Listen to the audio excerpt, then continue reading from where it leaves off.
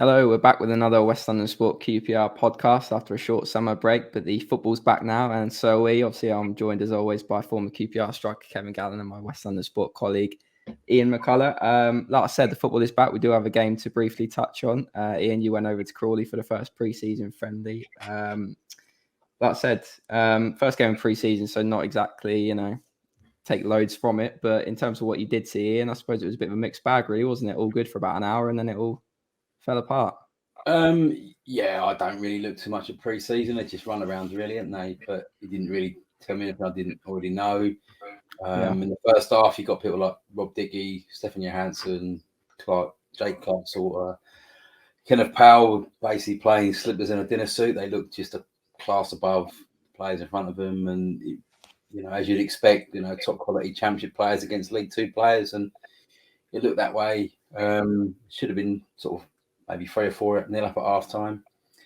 In the second half, Macauley Bonne, we know he's very capable of scoring goals at League Two against League Two opposition. He scored 2, looked sharp. Shadipo, likewise, looked good at that level, did well when he came on. But I suppose on the flip side, the deficiencies of, some of the other players that were below first team level were there for all to see. And certain players that we outlined before on here, just, again, showing that, they're not really cut out to be in a Championship side. But, regardless of being a friendly, when you're 3-0 up with 20 minutes to go and you draw 3-3, then, it's disappointing. But, it's a run around, it's a kick around, it's about getting fit pre-season. So, yeah. I was going to say that, obviously, even though, like you said, it's can't really read too much into it. Was that like one of your biggest takeaways from the game? Was actually that some of the guys maybe around the first team, you wouldn't be too comfortable with going into the season as sort of regular backups almost. I mean, like you said, it is only a friendly, but was that kind of one of your big takeaways from it? And Michael Beard obviously spoke about the importance of like squad depth and that maybe being a factor last season and why it went wrong. Is that something that needs to be worked on, do you think, now going into the rest of the transfer window, which we'll come on to more in a minute as well? Definitely. The fullback positions. As I say, Kenneth Powell looks a really good player. Very. He didn't really get forward. He didn't have to. Rangers had so much of the ball. He wasn't really bombing on. But you can see just his touch and the way he moves, and sort of, he looks a really good player. But below that, Nico Hämäläinen again. I don't want to keep, banging the same old drum, but unfortunately for him, he's just not good enough. And I think, they've lost Lee Wallace and Moses Odubajo, who are, competent and capable Championship players. And they haven't really got anyone. If Powell was to get an injury early in the season, if you're starting the season with Nico Hämäläinen as your left back, then, you've got problems, frankly.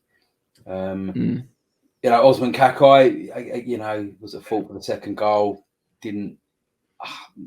I'm a bit torn with him because he can sort of fill in and play sort of as a centre-back role, and he can sort of be an auxiliary, sort of fill in at the right back if you have to. You wouldn't really want him as your number one choice as a right back. But as a squad player, I think he's reasonably competent. But again, he's not. You can't expect a promotion winning team if you've got players like Osman Kakai and Nico Hämäläinen starting week in, week out in a Championship defence. And, Michael Beale said after he didn't hang anyone out to dry, but he kind of alluded to, the certain players, if they're not up to scratch, would be, he had no hesitation in shipping them out. So I'm sure that we'll see sort of closer to the season who he's referring to there. But, I think certainly they know and they will bring in kind of, more bodies to kind of bolster out the defensive areas. Yeah, he's pretty honest, wasn't he, in his post-match comments? He definitely didn't beat around the bush. We'll come on to the fullbacks stuff in a bit, but I want to start. Obviously, wouldn't be a West London Sport QPR podcast if we didn't talk about strikers. We've got obviously a formal one amongst us. So Ian, no, I'm joking. Kev. Obviously, they brought Tyler Roberts in, as Ian mentioned, Jake Clark and Kenneth Powell coming into the defence as well. But when we look at the attacking areas of the pitch, Tyler Roberts has come in as almost like a kind of hybrid forward, not an out-and-out striker, didn't play as an out-and-out striker. for Leeds. But when you look at the other options up top, obviously Macauley Bonne did well in the first pre-season game, scored twice. We've got Lyndon Dykes, Charlie Kelman, Sinclair Armstrong. It looks like he's going to be someone who's in and around the first team. Not sure how much he'll get used, but Beale said in a really good interview with Loft for Words that he won't be going out on loan and they will be in and around the first team because he wants to keep him around. But when you look at that, is that enough? They still need another striker, would you say? I mean, obviously, there's question marks around Macauley Bonne and what's going to happen with him. He obviously did an interview saying he might quite like to go back to Ipswich. I guess that could change things. But when you look at all those options, are you happy with that? Do you think there's enough there? I'm not too sure. I mean, I sort of read part of the Macauley Bonne interview and, well, I thought he was quite blatant that he wanted to go back to Ipswich as soon as he can. And he said, if it's not now, Christmas or next year, he wants to go back. So whether the manager can get into his head and sort of say he's got a role to play, or maybe, convince him that he might be his number one striker, then he might stay. Regarding Tyler Roberts, I haven't really seen much of him. I have seen him play a hybrid striker, like you said. I'm just a little bit concerned, with his goal scoring record for Leeds. It's not great, and that says to me he's not an out-and-out number 9. His goal scoring it baffles me because, well, it doesn't baffle me, but you're playing for Leeds for 2 years in the Championship. You're the most attacking team. Even in the Premiership, they were like all-out attack. So chances were created. Whoever was playing for Leeds in the striker's position over the last 2 or 3 years under Bielsa, there's no doubt about that. Especially in the Championship, they won the league, and then the year before they lost in the playoffs. But the most attacking team, so that is a little bit of a concern regarding goals. But I've seen him play. Yeah, he's quick, he's strong. I think Ian said it quite a lot that since Osei Samuel left, we haven't had some real pace. Regarding Kelman, I think he needs another loan. I can't see him playing. Sinclair Armstrong, I haven't seen him play, but it says to me, and you said that the manager said that he's going to not put him out on loan, but keep him around the first team. And then he's not on the tour to Germany. Is that right? Yeah, I mean, he basically said that he sent him on the other tour with the under-23s because he felt that he would get more game time there and he needs a proper pre-season. It was almost like he's looking at the guys that he's deciding whether to loan out or not in the first team squad, if that makes sense. So when I spoke to him on Friday at the kit launch, he was sort of saying that don't read too much into that. So I think that was how he kind of explained it. But yeah, go on. Well, I know, but if I'm saying Claire Armstrong and you've been told to go with the under-23s, but really you want to be with the first team. Me personally, if I was 18, 19, I want to go on tour with the first team because you want to be in amongst it. You're training with the better players at the club, and that's a big thing. The higher level you train as a football player and as a young player, the better you become. And I mean, a case in point, and I don't want to go off to another, but Man City never let Foden go out on loan anywhere. And I think Pep said that I want him to train every day with the first team, and he'll learn so much more because he was training with the probably best players in Europe, in England anyway. Not saying Sinclair Armstrong's that level, but my point being is, if you want to improve, you improve every day training with the best players at the club, because your brain has to be sharp. Physically, you have to be sharper, quicker, stronger to keep up with the senior pros. And when I was a kid, 18, Jerry used to let me come and train with the first team maybe once a week. And that once a week probably was more beneficial than me playing for the reserves or the youth team in a proper match. Just training with the likes of Les Ferdinand, Ray Wilkins, Clay Wilson, Alan MacDonald. I had to go and play up against Alan MacDonald. So my point being is Sinclair Armstrong training every day with the first team. He's up against Rob Dickey. He's up against Dunne. And to get past them, he has to be doing, he has to be 100%. So, that's just my point of view. I'm sure you might hear Mick Beale's point of view is different, and he's the manager. But I do still think, Lyndon Dykes, it all depends what happens in the first 2 or 3, 4 games of the season. And then if the strikers are scoring, they might think, well, we're okay. If they haven't scored, the panic button gets pressed. And then in the last week of the transfer window, that's where you see loads of transfer. All breaks loose. A little bit, it all breaks loose. It's like the manager was saying, well, I need a striker. Or I need another right back. I need another left back. Come on. If you don't get this now, we'll be in trouble. So I think what will happen we'll see, and then we'll see what the first 2 or 3 results are like, and then there'll be a bit of movement in the transfer window. Yeah, because obviously Coleman and Armstrong, so they're obviously young players. I mean, obviously Armstrong's going to stay in and around the first team, like you said there. Kev obviously not involved at the moment, but I assume going forward that is what he'll do. He'll want to do with Armstrong, get him in the first team training and around the best players. But so if you look at the senior options, it's really Roberts if he's going to be a striker, which he can kind of do a bit of both. Obviously played behind the striker against Crawley, Lyndon Dykes and Macauley Bonne as the kind of strikers. When you look at those 3, I suppose a lot of it depends on Dykes, doesn't it? Because he's showing glimpses of what he can do, but I think he's got massive responsibility going into the season. Let's say for argument's sake, Macauley Bonne stays at QPR. Is that enough? Do you feel like there's enough goals there? Because when I was talking to Beale on Friday, he was sort of quite relaxed about it, saying they've got goals throughout the team and pointing to some of the sides that did really well last year that didn't have an out-and-out striker scoring loads of goals. Do you share that view, or are you concerned by the striking options that they've got available and the things they haven't got? I think I would like to see another out-and-out number 9. Yeah. I would. But they're hard to come by. Everyone, everyone's looking for that player. Everyone's looking I'm talking from Premier League to non-league. If you speak to anyone, that's a manager or scouts, what are you looking for? Striker. So I'm a great believer. The more strikers you have in the building for the season, the better. Yeah. So Ian, obviously you saw Macauley Bonne play on Saturday, scored twice. It's Crawley Town, so you can't really read too much into it. It's first pre-season friendly. As I mentioned a minute ago, he's done the interview saying that he'd quite like to go back to Ipswich. He's kind of come out and said some comments before about frustration with not being involved.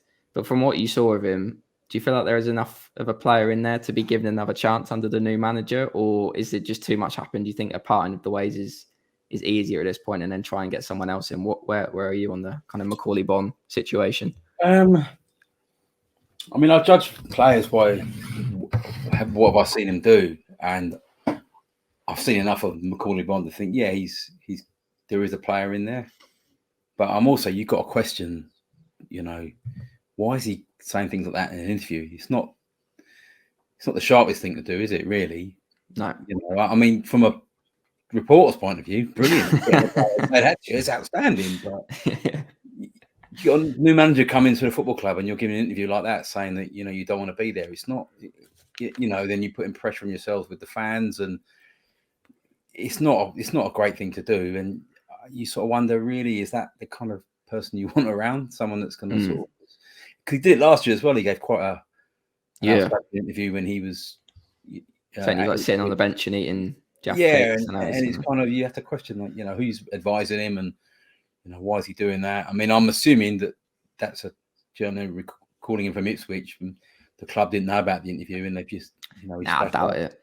Yeah. So it's not ideal, but as Kev says, there's not a load of money knocking around at QPR to bring in, a proven goal scorer. And they spent a lot on Bonne as well, didn't they? What was it? 2 million overall. That's the add-on, so I don't know how much they paid in the end. They're not going to let him go to Ipswich for, they're going to want to get a fair bit of chunk of change back from what they paid. Yeah. So at the same time, you've got a guy in pre-season who's scoring goals and looking a bit more confident. They're not going to sort of let him go, are they? Because they don't have a lot of striking options available to them. Tyler Roberts is a player I really like. I've seen every time. I don't know. It's every time I've seen Leeds play, and against QPR and other games I've covered Leeds matches. He's always sort of stuck out to me. He's got a good first touch. He's got something about him. He looks a real footballer. He's not prolific, as has already been said, but he had something different to what they didn't have last year. Yeah. Sort of, I mean, Chris Willock had a fantastic season last year, but Roberts is more, I think, dynamic, powerful and stronger, and can hold players up. Good first touch, can hold off and lay off, which Rangers struggled a bit with last year. They didn't have anyone that could do that. Yeah, I mean, Dykes. I mean, who are you going to bring in that's for what you're going to pay that's better than what they've already got? And he's already sort of said he wants to get players in. He doesn't want to be loaning players in on loan to develop them for other clubs, which I'm quite refreshed to hear, because you don't want to see a team full of Chelsea loanees. You want your own players given the chance, or players you've brought in that are your players.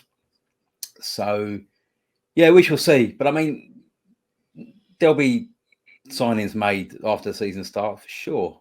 Yeah. What will happen is clubs who want a loan fee for some of their players will get it in July, but they won't get it on August the 31st when, clubs are sort of, they want to get them off the wage bill and other clubs want to sign them. So you might see some. I mean, Andre Gray coming quite late last year, didn't he? He came in right on the deadline. So I think if you're starting the season tomorrow with what you've got, I don't think, and everyone's fit and available, Rangers sort of first 11, first 12, 13 is pretty strong. But my worry is what the depth is outside of that when you do get injured. As was shown last season, when key players got injured, then the wheels came off and the season went to pot. I mean, I agree, Ian. If you're a manager and your first 11 you're playing and it's 0-0 and it ain't really happening, and that's your first 11 and it's pretty strong, and then you look over to your bench and you're like saying, well, should I put him on? And then you're thinking, hold on a minute, well, he ain't better than who I've got on anyway. And there's a saying in football with managers, you're only as strong as your bench, and there's a little bit in it. But regarding signings, I mean, I do still think we need 2 or 3, 2 at least fullbacks. Yeah. Well, that brings me. Yeah, that's what I want to come on to next as well. I will say, sorry, just to butt in there. Shadipo, I haven't seen play for a few years. He was quite encouraging when he came on. He kind of had something. He's got a bit of pace about him, but he looked lively. Getting the ball and just knocking it past the fullback, and it was a great run and cross for Bonne's second goal. I mean, that's someone there. You think, well, he's 25 now. He needs to kick on really, but him as a bench option, a bench option. That's someone you sort of go, well, they didn't have that bench option last year, and we said numerous times about they haven't really replaced Samuel. So, that was sort of a flicker of encouragement as well, I think. Yeah, sorry, I lost my camera, so I'm trying to fix it. Give me a sec. You carry on, Kev. I mean, I'm actually surprised when you said that, Ian, that he's Shadipo's 25. So he's not, you know what I mean? He's not a kid. I always think, well, I know it's changed a little bit, but I always thought, well, young players, 18, 19, 20, maybe 21, you get above 21, you're now sort of stepping into like, you should have like a few appearances behind you. I mean, I think the goalkeeping situation, obviously Seny Dieng, solid, very good goalkeeper. So had 2 really good years. Centre backs, you covered there with Dunne, Dickey, Salter, Clark. Is that his Salter? Clark, yeah. Clark Salter. I love it. Right back, Kakai at the moment. That's the only one. I know Albert can fill in there, but I spoke to Albert the other day at the kit launch, and he watches these podcasts, and he was talking about it. And I said, Albert, all I want to do is try and get you further forward up the pitch.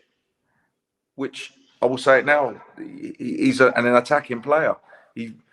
I know he did fill in very well at times at right wing back last year, but let's be fair, he's a right winger, attacking player, and that's when he's at his best. And then you've got Powell on the left, but like you said, if he gets injured, who's there?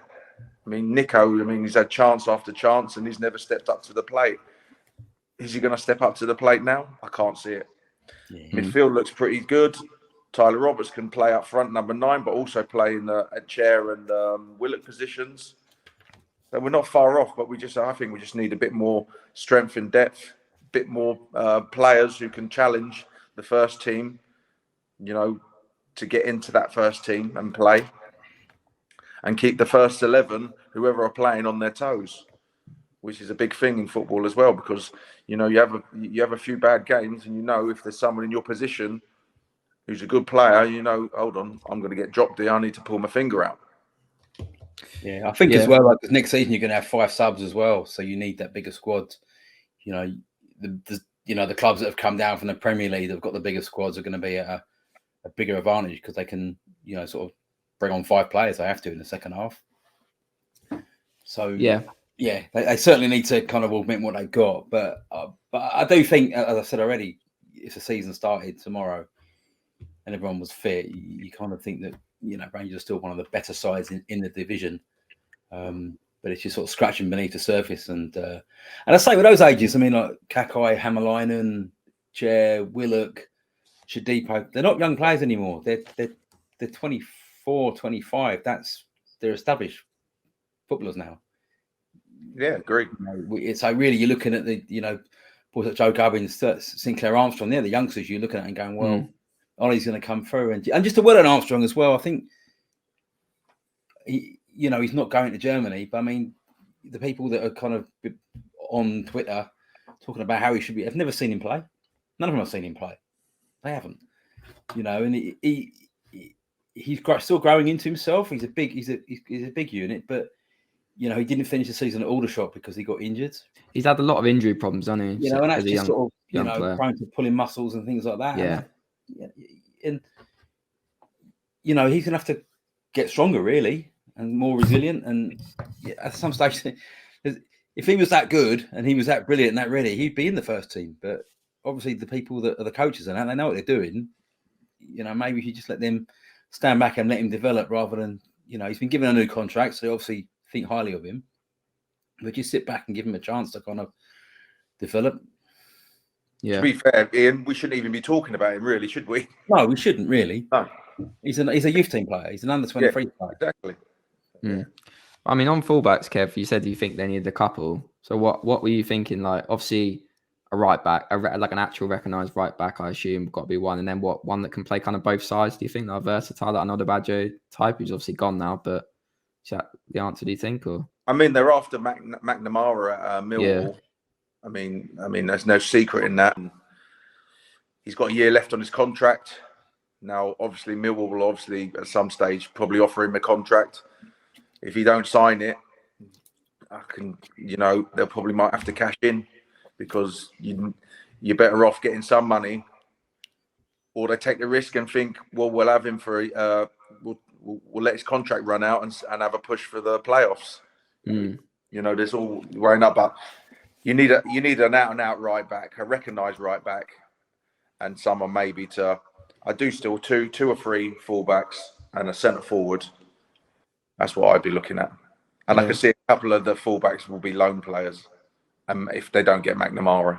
Do you think that's an option, loan? Because like Ian said there, Beale has kind of come out and said that if he can avoid loans, he will, because he would rather concentrate on the players that are actually QPRs, which I kind of get. But at the same time, you've got to compete and you've got to try and do well. And if your own players aren't up to it, then would you not be opposed to bringing, like they've done before, bringing these guys on loan and developing them for other clubs, if it means at least QPR can better compete next season? Well, look, Kenneth Powell, and I haven't seen him play, but Ian said, let's get it right. We're playing against Crawley. There's a League 2 team. Yeah. No, Blackburn away. That's a massive step up, first game of the season. Big crowd. They got a new manager. We've got a new manager. Pressure's on. Crowd's there. 3 points at stake. We don't know. He's played regular in Holland, but the level in Holland, from what I can gather, and I've been over there a few times. You got PSV, Ajax, who are very excellent teams, and the rest, maybe it's a weird league. You got some really good teams, and then finals about championship, and then the rest is League One. It is. I've been there, and so to step up. The Championship's a tough league. Saturday, we've talked about it, Saturday, Tuesday. You know, there's a break for the World Cup, so it's going to be more Saturday, Tuesdays than ever before. So it's a tough one, you know, and you need a backup. You need backups. You need a big squad this season and five subs. So it's a tough league. You know, Blackburn away, and it's a big step up from playing Crawley. Massive. That's the thing. We're kind of well, I mean, when I was saying they were kind of assuming that Kenneth Parr's going to come right in and be a starting option and do well. But like I said, he's only played in the Dutch top flight for a team who got relegated last season. And I did a video with the guy who's a Pek Zwolle fan, the team he played for in Holland, and he was talking about how you can't really read too much into that, and he is a good player, and all the signs suggest that he will be. But at the same time, it's like you said, it's probably a step up from some of the teams he was playing against last season. So I'm just putting a scenario. What if he starts the first 2 games and he's really poor? Yeah. Who's going to come in the left back? Exactly. Because at the end of the day, it's a results business. Yeah, and also as well, like with Power, as accomplished as he looked, he's very small. He's kind of Ilias chair size. Yeah, Kev's had enough. He didn't agree with that. I'm back. You didn't like that. You didn't like that take, no? Sorry. The oven's going to blow up. Yeah, he's quite diminutive. You know, Blackburn, big physical, strong team, as Sidney de Jong found out last year. So yeah, we shall see. But I mean, I think there is a case maybe they should have tried harder to keep Moses. I was going to say that. Yeah, do you think he would be quite a good option right now? He signed for a team in Greece now, so maybe that was on the table all along, and that's why he left. But with Andre Gray as well, same team. The thing with Moses is he could cover both left and right, which is good. Obviously, it's good, but do you know what I mean? When you have that someone who can step in or start, or you know, he's playing left back, and then the right back gets injured, and then Moses, go and play right back for me, please. The left back's now back. Do you know what I mean? So yeah, maybe another year for Moses might have been the sensible thing to do. But he obviously had that injury, didn't he, late in the year? But he might have taken a bit of time. I guess they didn't want to give him. But at the same time, I thought he did well when he played last year. And he did play quite a lot of football as well, considering it for a guy who's had a lot of injury problems in his career. Like, he actually played quite a few games last season and did well, I thought. So he had a good season. He was a free transfer. I bet he wasn't on big money. He had a good season. For what? You know what I mean? Not penny spent, as in transfer fee. Kev mentioned Danny McNamara there, Ian. Is he the type of player that QPR should be going forward, do you think? I mean, have you seen much of him play? Is he the sort of player that... I've only seen him play once, and that was at the Den when Millwall won 2-0 last year. And what I remember about him mostly was he had the most unbelievable miss of it, one of the best misses I've ever seen. Better than Jordan Hugill. It was hard. It was Hugill-esque. It was kind of... It was easier to score, as they say. He put the ball over the bar from sort of inside the 6-yard box. Hopefully he's better at defending. Yeah, I mean, Millwall were very good that night. They were good. That was largely down to Jed Wallace. He was excellent that game. And from memory, I think he was playing behind him, Jed Wallace on the right. So, yeah, he looked all right. I think Rangers have got to be careful, though, because he is out of contract. But if you're going to go in and try and lowball them, I mean, it's a bit like when Arsenal went in for Suarez at Liverpool. And 40 million and one. And 1 penny. If they're going to go in, they've got to be careful there, because if you're going to go in lowball teams, you'll get a situation where they'll try and sell it to anyone else but you. So, I mean, it's a little bit like when QPR had the situation with Ryan Manning. He's been out on loan a lot, McNamara, and sort of had his broke through in the second half of last season, did very, very well. And he's out of contract now. They're trying to keep him, whereas a year ago they probably wouldn't have been that fussed if he stayed or went. So, yeah, I guess Rangers have been on the other side of that as well, losing players for, a fraction of their value due to their contract situation. So maybe they'll look to try and take advantage of someone else's problems. But I'll say, yeah, I mean, just it could happen. It's very hard to say. There's lots of names being bandied out there, and agents will be putting their client forward and sort of, I mean, you're guaranteed that McNamara's agent will be speaking to the club saying, well, it's unlikely he's going to sign a contract. You can get him for this and get him for that. That's how these things generally work. And You know, and I'm sure there's sort of, you know, generally they're speaking to sort of 7 or 8 or 9 different kind of players, and you have a list of players who they think they could get, and you know, if you don't get one, you go for the next one. That's sort of really how it works, and I'm sure they will definitely bring someone in. But yeah, if you look back last year, not many of us heard of Jimmy Dunne. You know, that was done, you know, free transfer from Burnley, who proved to be an excellent signing. So well, we shall see. Ian, just a quick one. Scoring in the 6-yard box ain't as easy as it looks, mate. David Marshall in front of him, and he was on the floor. I think Marshall saved it, and he followed up the rebound and put it over the bar from memory. I know, I was there. Yeah, Marshall made a really good football. Remember it? I think Marshall made a really good save low down, and the ball fell to him in the 6-yard box, and all he had to do was put it in, and he stuck it in Rose head behind the goal. It was as long as he's a good defender. Yeah. We're not signing. Maybe we're not trying to sign for a goal scoring record, are we? Somewhere else that Beale's kind of highlighted is midfield. I spoke to him on Friday, just a quick chat, and he kind of identified that as an area that maybe they could add another player, someone that can play on like 2 lines. He said someone quite versatile that they were looking at.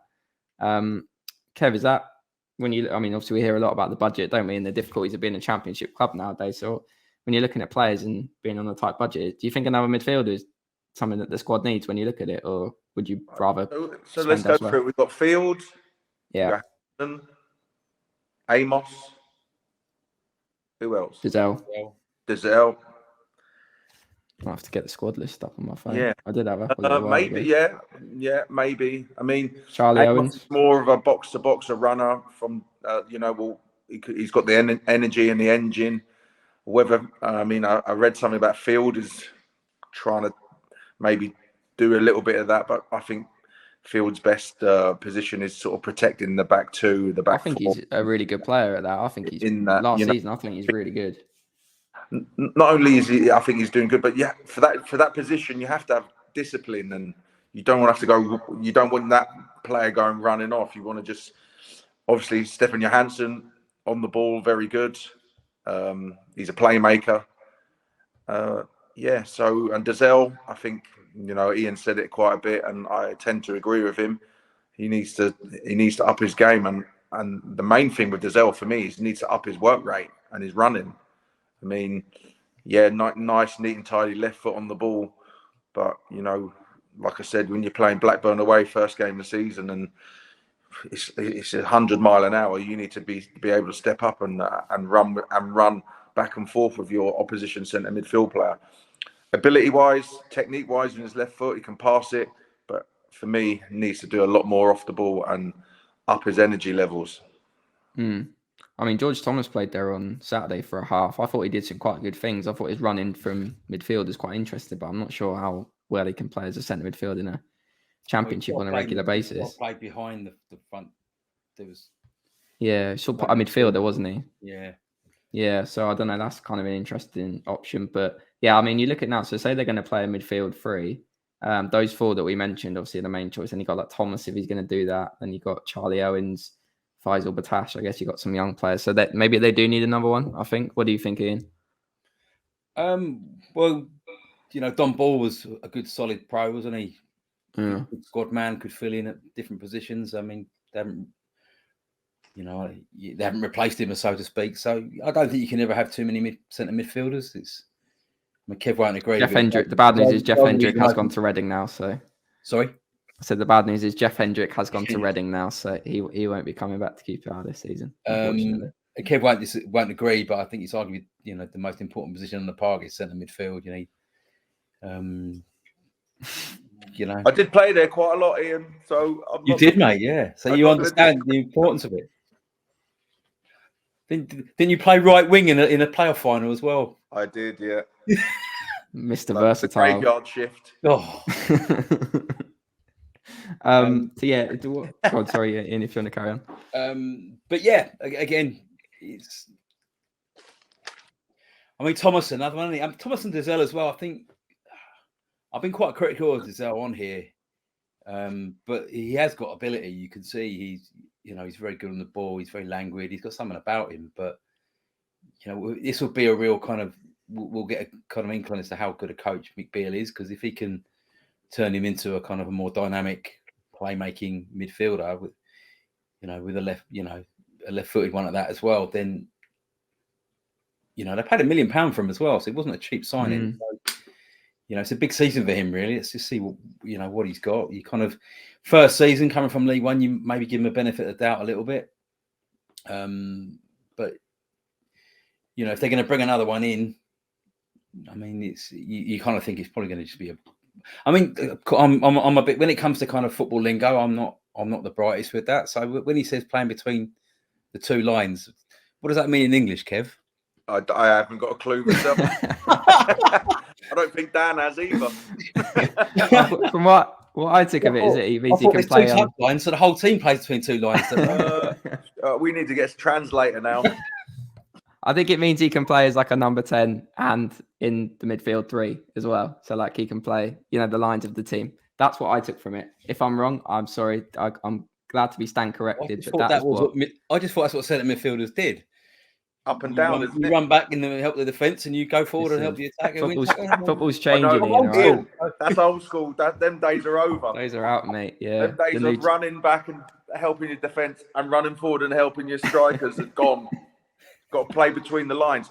No, but if he's saying play between lines, I'm thinking defensive midfield player and the other one, because all that. Yeah. I mean, Fields, from what I'm reading, it's like he's going to be a runner on, which I can't see it, but you never. I like him in that defensive midfield role. I think if you got Johansson and someone else who's playing well alongside him, I think that could work really well. But yeah, I mean, do you think they need anything else, Kev? So obviously we said.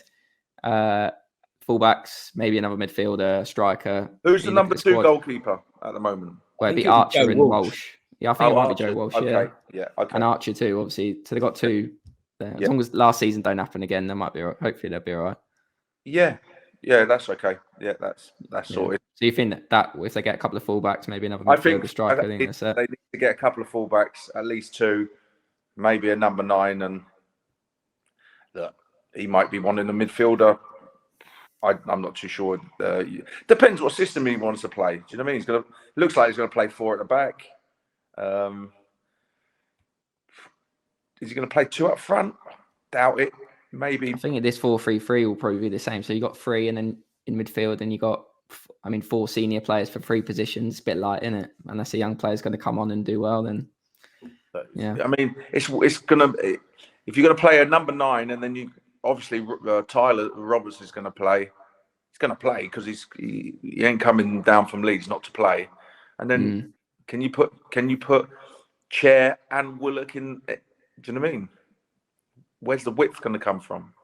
Yeah, it's really got a Doma coming off the bench. Shadipo maybe because he did quite well at Oxford a couple of years ago. He had a really good own spell there, scored a lot of goals. So he might be someone that can come off the bench, change it up a bit. But what do you think, Ian? Do you think is there any other areas we've missed that jump out to you as somewhere they need to strengthen, or do you feel like we've kind of mentioned everywhere that you'd be happy for QPR to strengthen in this window? I think by and large, we said it after Mike Warburton left that there didn't need to be major surgery on the squad. The spine of it is pretty strong.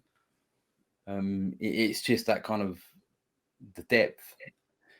But it's quite hard to find players that are going to come in and be backups, isn't it? As well, this is the thing when you talk about the depth. It's like that makes it harder as well, I think. So, but I do think Rangers are in quite a decent position.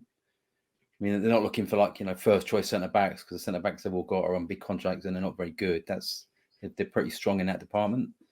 But wing backs have almost become full backs of it's a new football currency, is it? Look, it's the kind of the Reece James and the Trent Alexander-Arnolds. That's what the modern breed of a fullback, and everyone likes strikers. Everyone wants them, and they've now. Just seen Nico Williams go to Forest for £13 million. Yeah, good player, but hasn't really played in the Premier League. But that kind of player is everyone wants them, and there's a price on them. So who they want and who they can afford to get is two very different things. Yeah, no, I think right back is the massive one, isn't it? When you look at the squad, they got to get a decent first choice, good first choice right back option in. That when he talks about the 1 or 2 that he hopes that are a bare minimum, he's obviously talking about fullbacks. Like right back's got to be a necessity, but yeah, let us know what you think QPR need, what we've spoken about today as well in the comments below, and leave a like and subscribe as well. And yeah, we should be back again very soon now the football's back. So thanks for watching.